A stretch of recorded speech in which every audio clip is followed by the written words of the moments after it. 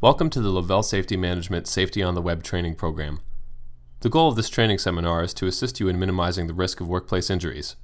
Lovell Safety Management is also providing this information to aid in your compliance with the appropriate OSHA standards.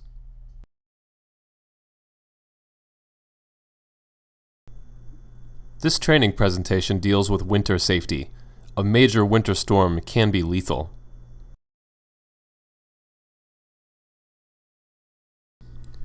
Preparation is critical for your health and safety. Preparing for cold weather conditions and responding to them effectively can reduce the dangers caused by winter storms.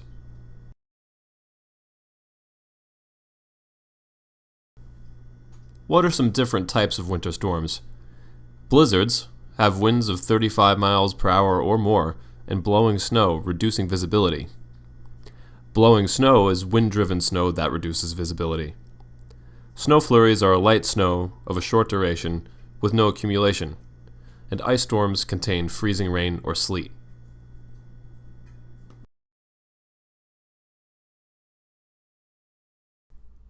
We hear warnings about winter weather all the time, but what do they mean?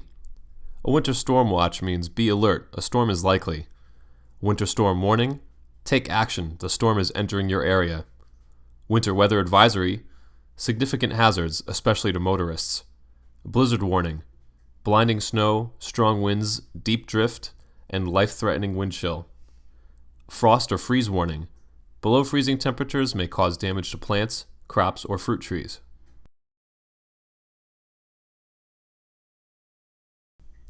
So how do winter storms impact worker safety and health?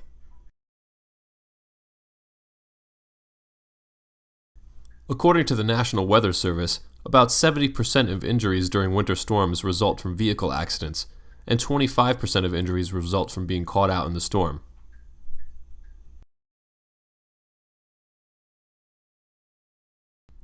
There are many hazards associated with working in winter storms. Driving accidents due to slippery roadways, carbon monoxide poisoning due to idling vehicles and snowblowers, slips and falls due to slippery walkways, hypothermia and frostbite, and even being struck by falling objects like icicles and tree limbs.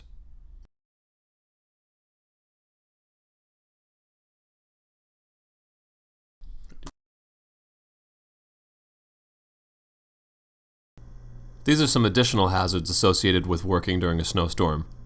Electrocution due to downed power lines or downed objects in contact with power lines. Roof collapse under the weight of snow or melting snow if the drains are clogged. Burns from fires caused by energized line contact. Exhaustion from working extended shifts.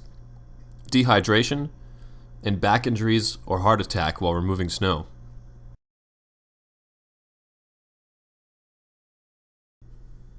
If we do have to shovel snow, here's a few things to consider. Take a minute to warm up your muscles and stretch. Pick the right shovel. Try to lift with your legs and not your back. Create some distance between your hands on the shovel for more strength and leverage. Push the snow and try not to lift it. If you do have to lift the snow, pick it up in smaller loads. And listen to your body. If it hurts, take a break.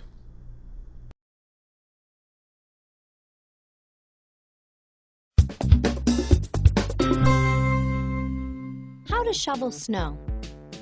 Men with heart disease should not shovel snow, and healthy men above 50 and healthy women over 60 should avoid it as well. You need the right stuff to tackle the white stuff.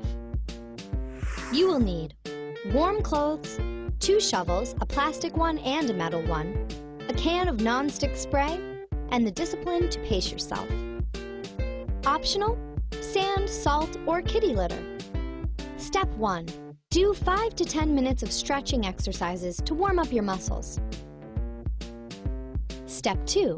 Dress warmly with multiple layers, a hat and scarf, gloves or mittens, and shoes or boots with non-skid soles. Step 3. Spray the shovels with cooking spray to keep snow from sticking. Invest in ergonomic shovels. Their bent shafts mean less bending, which means less back strain. Step 4. Use the metal shovel to push snow out of the way. The goal is to push, not lift, as much as you can to avoid back strain. Step 5. Use the lighter plastic shovel to scoop up small amounts of snow, just an inch or two at a time. When picking up snow, keep one hand close to the shovel as you bend at the knees, with your back straight and your legs apart. Step 6. Take one step forward before dumping the snow. Step 7. Take breaks every 15 minutes or sooner if needed. If you can't say a long sentence without getting winded, it's time to take a break. Step 8. If there are icy or slick patches, scatter salt to help melt them, or cover them with sand or kitty litter to help passers-by or yourself get traction. Step 9. Reward yourself with some hot cocoa. Did you know the verb to shovel dates back to the 1400s?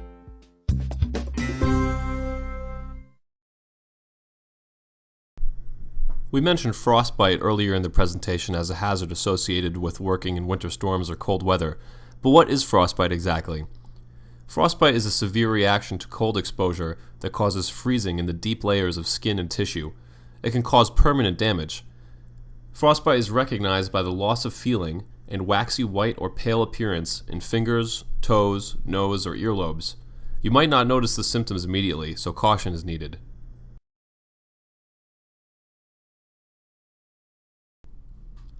Hypothermia occurs when the body temperature drops to less than 95 degrees. Symptoms include uncontrollable shivering, slow speech, memory lapses, frequent stumbling, drowsiness, and exhaustion.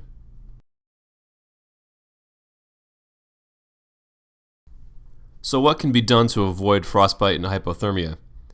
You need to select proper clothing for cold, wet, and windy conditions, and layers are always good. Take frequent short breaks in warm, dry shelter. Use the buddy system, and don't work outside in the cold alone for extended periods. And drink warm, sweet beverages and eat warm, high-calorie foods.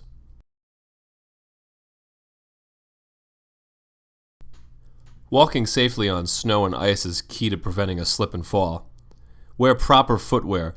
A pair of well-insulated boots with good rubber treads is a good choice. Sneakers are not appropriate. Take short steps and walk at a slower pace so you can react quickly. If the sidewalk isn't cleared and you have to walk in the street, go against traffic and as close to the curb as possible.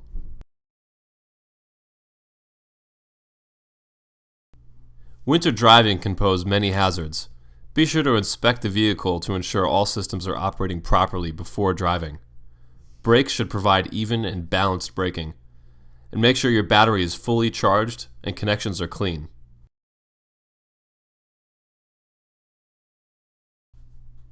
Check for proper tread and depth on your tires. Ensure all lights, defrosters, and wipers are working and in good condition. Check that oil is at the correct level, and make sure your cell phone is charged.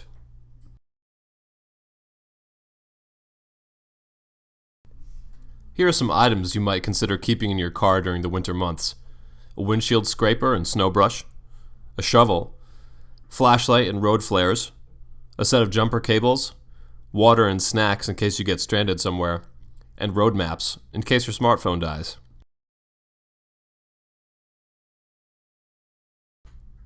What should you do if you get stranded in your vehicle during a winter storm? Stay in the vehicle. Don't leave to go search for help, because you might become disoriented and lost in the blowing and drifting snow. Turn the vehicle's engine on for about 10 minutes every hour and run the heat to keep warm.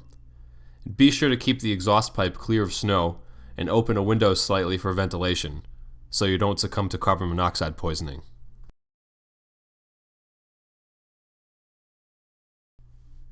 Working in cold weather and during snowstorms is unavoidable at times, but if we take the proper precautions, we'll be able to do our job safely and effectively. Be aware of your surroundings and follow safe work practices, even if not all things are predictable. Dangerous game kids play is to tunnel in snowbanks near the road. A few years ago, one boy actually